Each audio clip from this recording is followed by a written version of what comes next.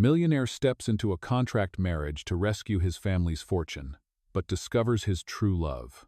Hello everyone. Before we begin today's story, I have a small favor to ask. Please hit subscribe and turn on the notification bell so you never miss our channel's new videos. It is quick, free, and the best way to support us in bringing you more dramatic stories. Your support means the world to us. Where are you watching from? Drop your city or country in the comments below. Thank you very much. Now, let us return to our main character. The gray sky hung low over the small college town of Austin, Texas. Rain streaked the windows of a narrow coffee shop on Main Street, and inside, 23-year-old Mark Davis sat hunched over a cracked laptop, his fingers trembling as he checked the numbers on the screen one last time. The red total glared back at him like a warning light: $214,000 in student loans and medical debt. His throat tightened. The world felt smaller every day. He closed the laptop and rubbed his eyes, the smell of burnt espresso clinging to the air. Outside, students hurried by with umbrellas, laughing, unaware of the storm inside his chest. Mark had spent 4 years chasing a law degree that now felt like a chain around his neck. His part-time job at the bookstore barely covered rent, and the hospital bills for his mother's cancer treatments kept arriving in thick white envelopes marked urgent. His phone buzzed on the table. The caller ID read, "Unknown number." He hesitated, then answered. Mark Davis speaking. A woman's voice, clear and composed, flowed through the line. "Mr. Davis, this is Eleanor Brooks. I would like to meet with you. It is about your financial situation." He frowned, his heartbeat quickening. "I'm sorry. Who exactly are you? How do you know about—" "I know enough," she interrupted smoothly. "Meet me at Brooks Bistro at 7 o'clock this evening. It is important." The call ended before he could respond. Mark stared at the phone in disbelief. The rain outside thickened, drumming against the glass like impatient fingers. Brooks Bistro was one of the most expensive restaurants in the city. He had walked past it many times, but never once stepped inside. By 7 that evening, the rain had turned into a steady downpour. Mark stood outside the glowing entrance, soaked to the bone, clutching the same threadbare backpack he had carried since freshman year. Inside, the warm light spilled over marble floors and polished silverware. The maitre d' gave him a brief glance before guiding him toward a corner table. There she was, Eleanor Brooks. Silver hair, styled to perfection. Pearls resting elegantly against her collarbone. Every movement calm and deliberate. She looked powerful, the kind of woman who had never once worried about bills or eviction notices. "Mr. Davis," she greeted, motioning for him to sit. "Thank you for coming." Mark lowered himself into the chair, uneasy under her gaze. "You said this is about my debts?" She nodded, her eyes sharp but kind. "I know about your loans, the medical bills, the job applications that went unanswered. I also know you have been taking care of your mother alone." Mark stiffened. "How could you possibly—" "Because I make it my business to know," Eleanor said simply, setting her teacup down. "I can solve your problems, Mark, completely." He blinked. "Solve them how?" She leaned forward slightly, her voice dropping. "Marry me." The clink of a nearby spoon echoed like thunder in his ears. "Excuse me?" "You heard me," she replied calmly. "This is not about romance. It is a contract. You will be my husband for 1 year. In return, I will pay off every dollar you owe and ensure your family's security." Mark laughed nervously, searching her face for a hint of humor. There was none. Only the quiet certainty of a woman used to getting what she wanted. "You do not even know me," he said. "That is exactly why it will work," she answered. "You are young, unattached, and desperate enough to consider it." "I do not need love, Mr. Davis. I need a companion, someone to share my name and manage my estate. Think of it as business." Mark looked down at his trembling hands. The offer sounded unreal, almost cruel. He wanted to walk away, but her words clung to him like smoke. Behind his mother's tired smile and unpaid bills, he saw no other way out. Outside the restaurant, the rain kept falling, cold and relentless. And for the first time in his life, Mark Davis realized that sometimes salvation came disguised as a deal you could never quite believe. The night rain had softened into a mist by the time Mark Davis stepped out of Brooks Bistro. The world around him looked the same: cars, gliding through puddles, neon reflections trembling on wet asphalt, but inside him, everything had shifted. A stranger had just offered him a way out of a life that was collapsing, and the price was his own freedom. He walked home through the narrow streets of East Austin, his jacket soaked, his thoughts louder than the storm. The flickering streetlights painted his shadow long and thin across the cracked sidewalk.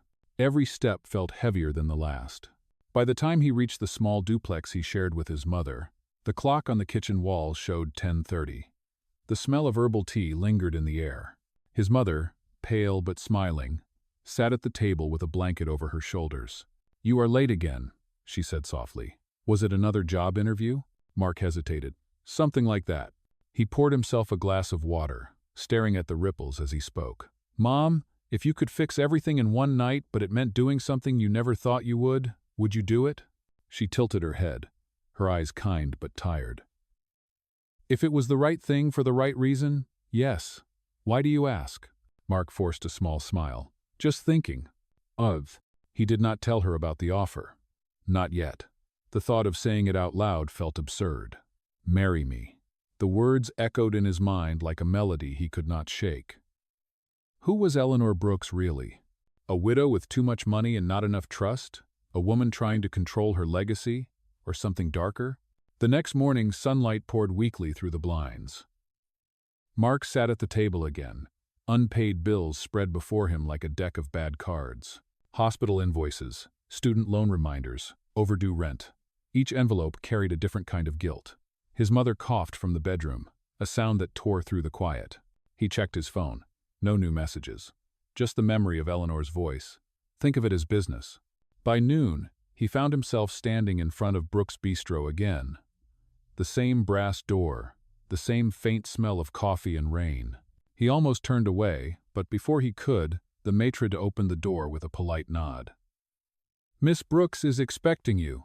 She was seated at the same corner table, perfectly composed, scrolling through something on a sleek tablet. When she looked up, her expression was unreadable. "Mr. Davis," she said. "I assume you came because you have decided." Mark sat down slowly. "I came because I have questions." "Ask them." "Why me?" he said. "You could have anyone, someone your own age, someone with a background that matches yours." Eleanor set the tablet aside. "Because I do not want someone who matches my world. I want someone who does not need it." Mark frowned. "That sounds poetic, but it does not make sense." "It will," she said, her tone calm. "When you have lived as long as I have in circles where love is currency and loyalty is rented, you begin to value silence, honesty, and decency. You have all three." He shook his head slowly. "You do not know that." "I do," she replied. "I checked your background, your grades, your work history, your mother's condition. You could have declared bankruptcy, but you did not. You could have left her care to the system, but you refused. That tells me everything I need to know." The words stung because they were true. "You have done your homework," he said quietly. Eleanor leaned forward. "Marry me, Mark. 1 year. No intimacy, no expectations beyond appearances. You will attend events with me, represent the Brooks family, and in return, I will settle every debt in your name. You will walk away free." He exhaled, his hands gripping the edge of the table. "And after that year, you will be released from the agreement with a substantial trust fund, enough to start any career you want. I gain stability in my estate, and you gain a future." Mark stared at her, trying to read her face. There was no flirtation, no hidden desire, only precision, the kind of certainty that came from years of negotiating high-stakes deals. He rubbed the bridge of his nose. "You are asking me to live a lie. I am offering you a chance to live again," she said softly. "You decide what to call it." Silence hung between them, heavy but electric. In that moment, Mark realized the choice before him was not between right and wrong, but between survival and pride. He finally nodded once, a slow, measured motion. "If I do this, I want everything written down. Every rule. Every boundary." Eleanor smiled faintly. "Of course. It is a contract, after all." As she extended her hand across the table, he hesitated only a second before taking it. Her grip was steady, cold, and sure. Somewhere deep inside, Mark felt something shift, a line being crossed, a door quietly closing behind him. Outside, the clouds broke apart and sunlight spilled over the street, but to Mark Davis, it felt less like light and more like the beginning of a storm he could no longer avoid. The following week unfolded like a dream that did not belong to Mark Davis. Papers were signed, witnesses arrived, and a quiet courthouse ceremony bound him to a woman he barely knew. There were no flowers, no guests, no music, just the sound of a pen scratching across parchment and the echo of words that sealed his future. "I now pronounce you husband and wife," the officiant said, his voice even, almost bored. Eleanor Brooks turned toward Mark with a polite smile that did not quite reach her eyes. "Welcome to your new life, Mr. Davis." As they stepped out into the rain-slicked afternoon, Mark caught his reflection in a puddle. A borrowed suit, a wedding band that gleamed too brightly, and eyes that no longer recognized the man behind them. He had saved his family, but something inside him whispered that he had sold more than just his name. The ride to the Brooks estate was silent. The car glided through the winding hills outside Austin, where the city lights faded into sprawling countryside. When the wrought iron gates opened, Mark's breath caught. The mansion looked less like a home and more like a museum, its columns stretching high against the gray sky. A butler opened the car door. "Welcome, Mr. and Mrs. Brooks." Mark followed Eleanor through the grand foyer, the marble floor echoing beneath his shoes. Crystal chandeliers cast light across portraits of ancestors, whose painted eyes seemed to judge him. The air smelled faintly of cedar and old money. "I trust you will find everything to your satisfaction," Eleanor said. "Dinner is served at 7 o'clock sharp." Her tone was cordial, professional, no different from a business meeting. She disappeared up the staircase, leaving him with a housekeeper named Martha, who led him to a guest room on the second floor. The room was exquisite, a four-poster bed draped in linen, antique furniture polished to a mirror shine, and floor-to-ceiling windows that overlooked manicured gardens. Yet, despite the luxury, it felt sterile.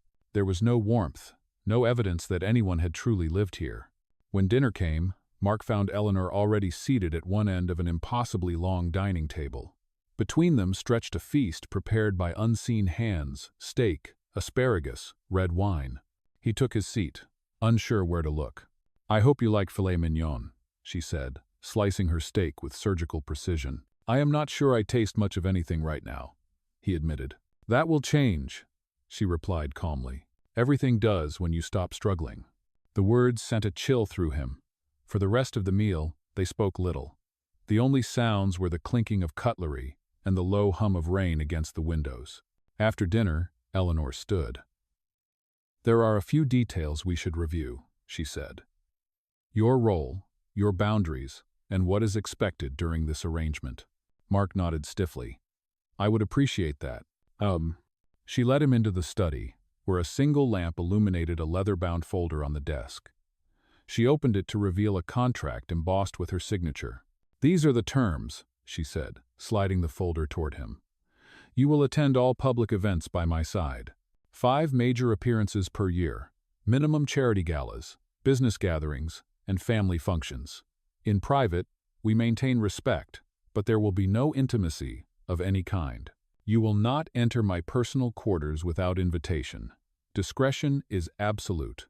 No interviews, no photographs outside official appearances." Mark flipped through the pages. Every clause was written with precision, like a legal agreement between strangers. "And if I break any of these rules?" he asked quietly. Her gaze did not waver.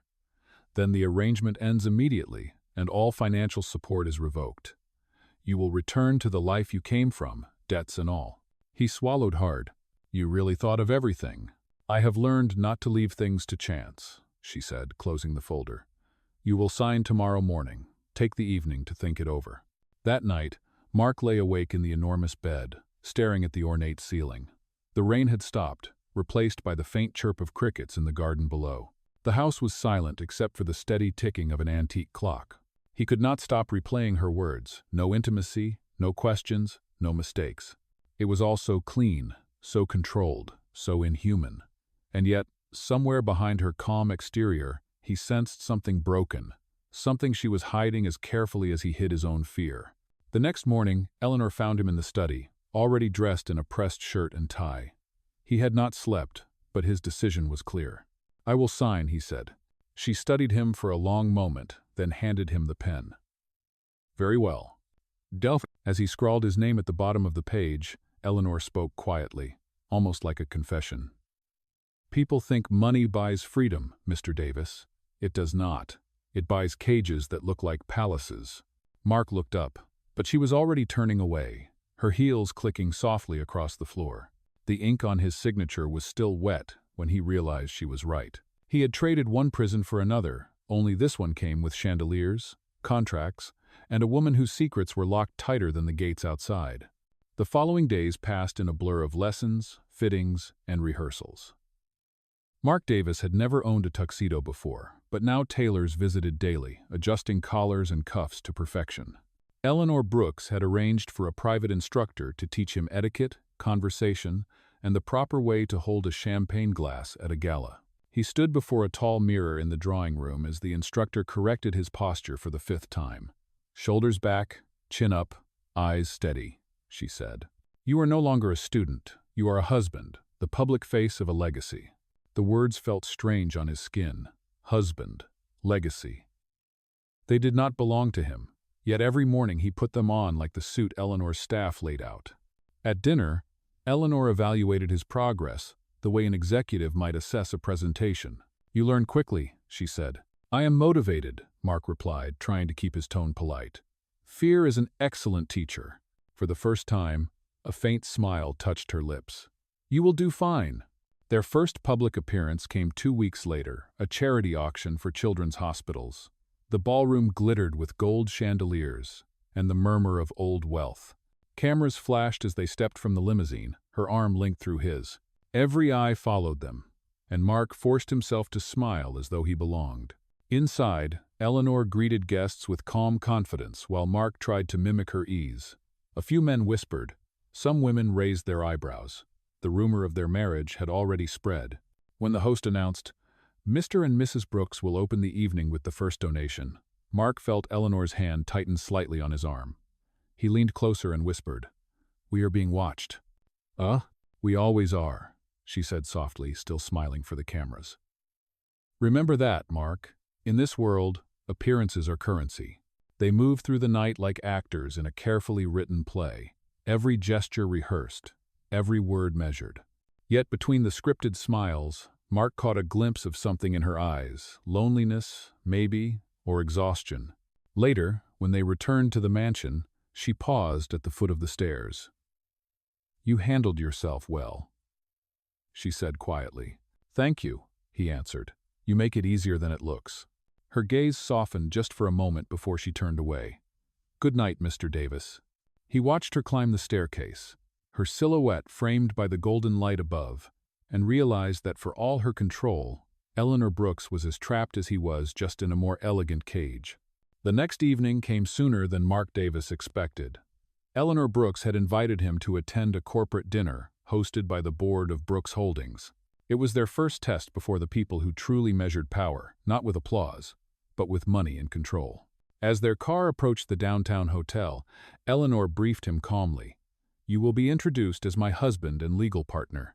Say little, observe much. They will try to provoke you."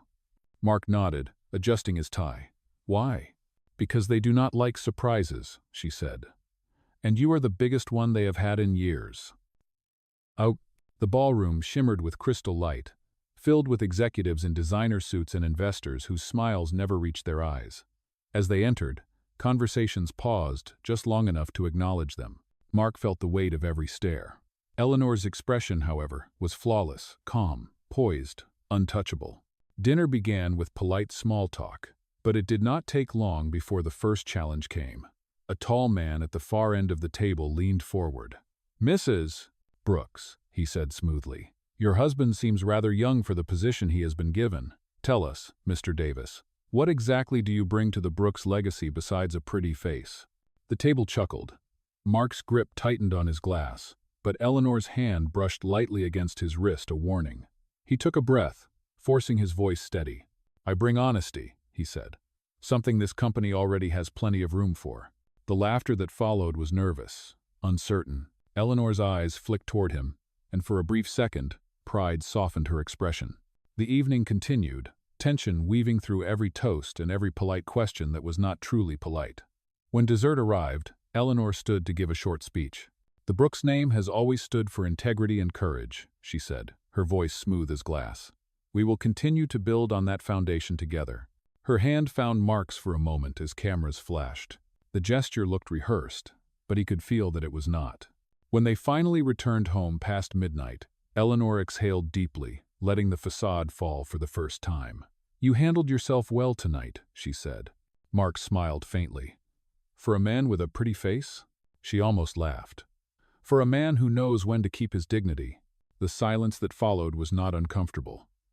For the first time, it felt like understanding, thin, fragile, but real. And as she walked away, Mark realized that beneath all the contracts and performances, something true was beginning to take shape between them, something neither of them had planned for.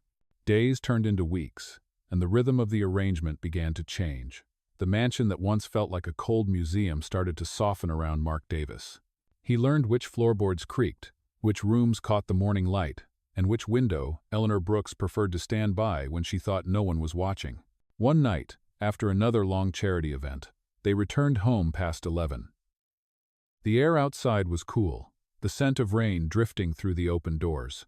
Eleanor removed her heels in the foyer and sighed a small, human sound that Mark had never heard from her before.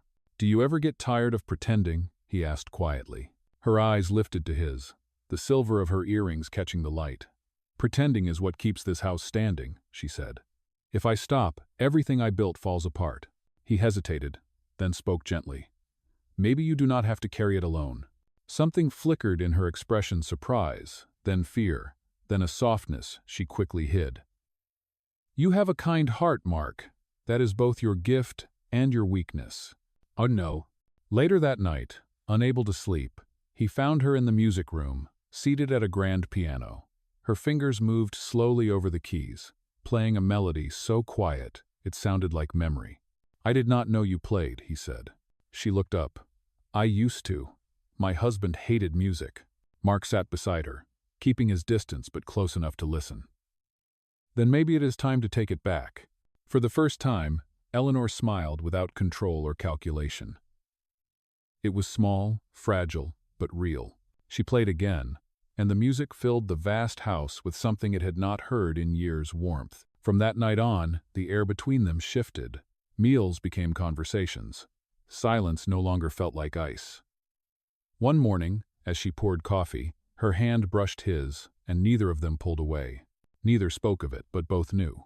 The contract had boundaries, and the heart had none. What began as obligation was quietly turning into something neither of them had the courage to name. The calm between them did not last long. One morning, as the sun streamed through the tall windows of the dining room, Eleanor Brooks sat at the head of the table with a newspaper folded neatly beside her coffee cup. Her face was pale, the same measured calm she wore in public, now replaced by quiet fury. "Mark," she said, her voice sharp but steady. "Do you know what this is?" He picked up the paper and froze.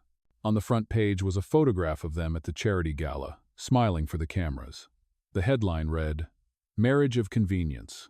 Is the Brooks Empire built on lies?" The article accused their union of being a strategic move to manipulate board votes and secure Eleanor's inheritance. It even included a copy of their marriage license with the date circled, proof that it happened only days before the board meeting. "This is not true," Mark said quickly. "Someone must have—" "I know," she interrupted, "but perception is everything. If the board believes this story, they will strip me of my voting rights and appoint a trustee." He set the paper down. "Who would leak something like this?" Eleanor's expression darkened. "My late husband's advisor, Richard Hall. He has always wanted control of the company. This gives him the weapon he needs." Within hours, the mansion became a war zone. Phones rang nonstop. Reporters gathered outside the gates, and the board scheduled an emergency meeting. Mark watched as Eleanor's calm exterior hardened into armor again. "You should not have to face this alone," he said, standing beside her. "I must," she replied. "But they will ask for you too. They will want to know your story." The following day, they entered the glass-walled boardroom of Brooks Holdings. The air buzzed with whispers and judgment. Richard Hall, tall and smug, greeted them with a thin smile. "Mrs. Brooks, Mr. Davis, we appreciate your presence. I think it is time we discuss the authenticity of your arrangement." Mark clenched his fists under the table. "You mean our marriage?" Richard tilted his head. "If you prefer to call it that." The questions came like knives, dates, addresses, details of how they met when they fell in love. Every answer felt like walking through fire. Eleanor remained composed, but Mark saw the exhaustion in her eyes. When Richard slid a folder across the table, Mark's stomach dropped. Inside were copies of the contract, complete with both their signatures. He whispered, "You had the study locked." "I did," she said under her breath. "Someone inside betrayed us." Richard leaned back in his chair. "So it is true. A contract marriage. That means your position, Mrs. Brooks, is fraudulent." Mark stood abruptly. "Enough. You may think this marriage began as a contract, but what it became afterward is real. And you know what else is real? Your attempt to destroy her reputation for profit." The room erupted. Cameras clicked. The meeting ended in chaos. That evening, back at the mansion, Eleanor stood in the doorway of her study, staring at the broken seal on the safe. "He will not stop until I am ruined," she said quietly. Mark stepped closer. "Then let him come for both of us. I am not walking away." "Oh." She looked at him, tears glinting in her eyes for the first time. "You should. You were supposed to be free after this." He shook his head. "Freedom means nothing, if it costs you." But she turned away, her voice breaking. "You do not understand, Mark. You were never meant to love me. That was not part of the deal." The words cut deeper than any betrayal. For the first time since the day he signed the contract, Mark Davis realized the true danger of the bargain he had made. He had kept his promise to save her world, but in the process, he had lost his own heart. The next morning arrived gray and heavy, the kind of morning when silence felt like judgment. The story had spread everywhere: news stations, magazines, social media feeds. The gates of the Brooks estate were surrounded by reporters shouting questions and flashing cameras. Mark Davis watched the chaos from the window of the study, his reflection pale against the rain-specked glass. Behind him, Eleanor Brooks stood motionless. She had not slept. Her black dress and tied-back hair made her look like someone preparing for battle. "The board has called another meeting," she said quietly. "They will vote to remove me as chairwoman this afternoon." Mark turned to her. "Then let me come with you." "No," she said firmly. "They will attack harder if they see us together. You have done enough." "Eleanor," he said, stepping closer, "I made a choice the day I signed that paper. It was not just about money anymore." For a long moment she did not speak. Then, without looking at him, she whispered, "You will ruin your future standing beside me." He smiled faintly. "Maybe my future is right here." Hours later, the boardroom was filled once again. Cameras waited outside.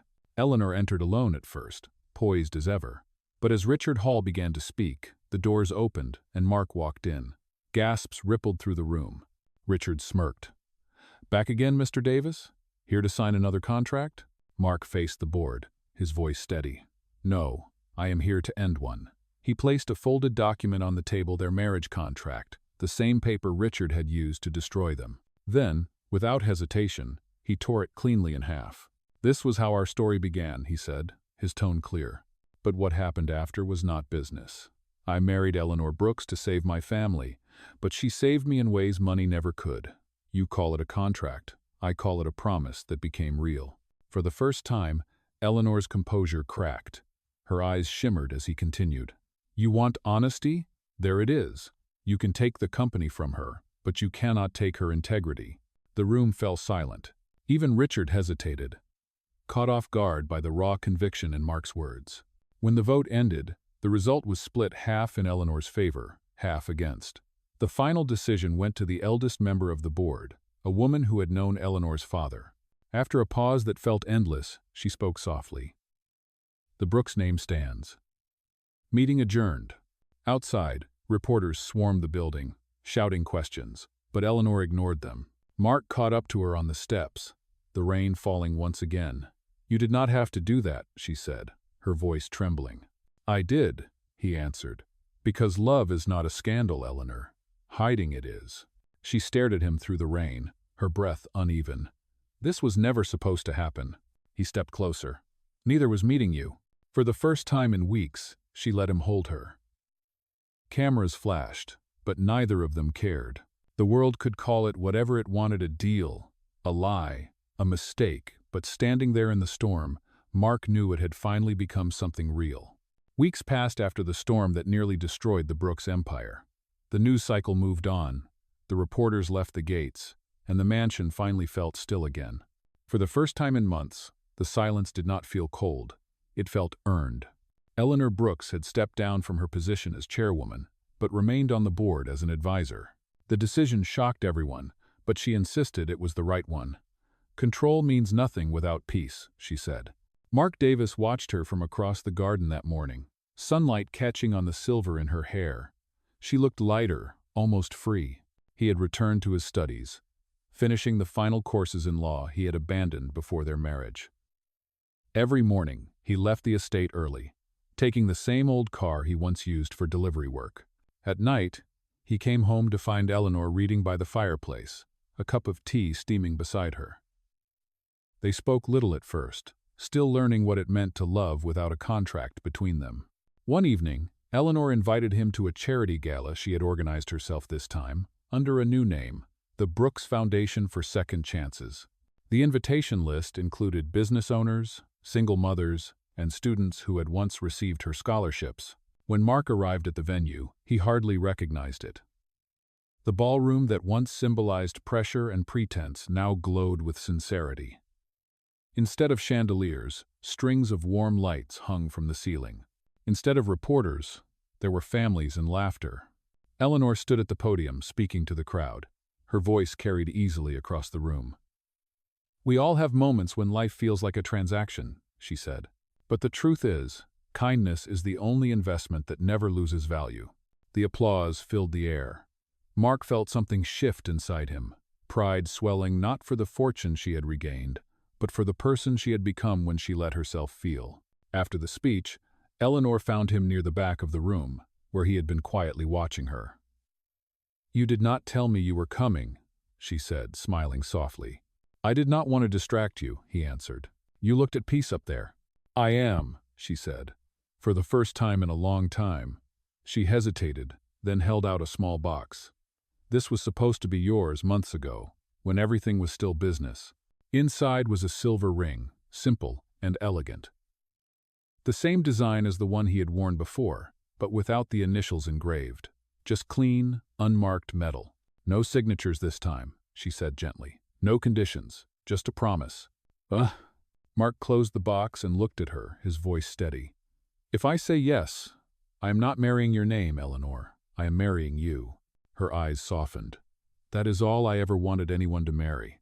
They stood together as the music began to play. Around them, guests danced, laughter rising like soft thunder.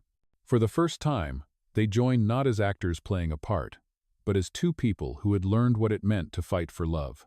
Outside, the night air was cool and alive. When they stepped onto the terrace, the city lights shimmered across the horizon. Mark took her hand. "Do you ever think about that night?" he asked. "The rain, the offer, the pen on the paper?" She smiled faintly. "I think about how every choice looks like a mistake until it turns into destiny." He laughed quietly. "Then maybe we were never a mistake at all." She looked at him for a long moment. "No," she said softly. "We were the best mistake life ever made." Ugh. Later that night, as the guests departed, Eleanor walked through the empty ballroom and turned off the final light. The echoes of laughter faded into stillness. Mark waited by the door, his jacket over his arm. "Ready to go home?" he asked. She took one last glance around the room before answering. "I already am." They stepped out into the night together, hand in hand, no contract, no audience. Only the sound of their footsteps fading into the quiet streets of Austin. Months later, a small headline appeared in a local paper. "Former heiress marries local attorney in private ceremony." There were no photographs, no interviews, no grand estate, just a simple note and a quote from an unnamed guest. They looked happy, the kind of happy that does not need to be proven. Back at their modest home, sunlight spilled through the kitchen window, As Eleanor poured 2 cups of coffee, Mark entered with a stack of mail and a smile. "No headlines today," he said. "Good," she replied, handing him his cup. "Let the world forget. We have already written our ending."